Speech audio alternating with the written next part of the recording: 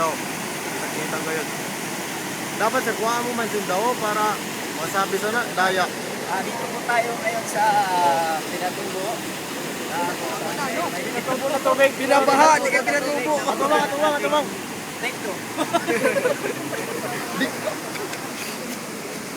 Kaya na na. Ulit.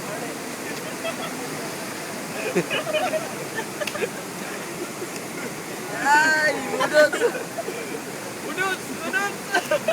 Gayahin na ito sayo sa itong kay Bungabong. Dito tayo pa si Bungabong.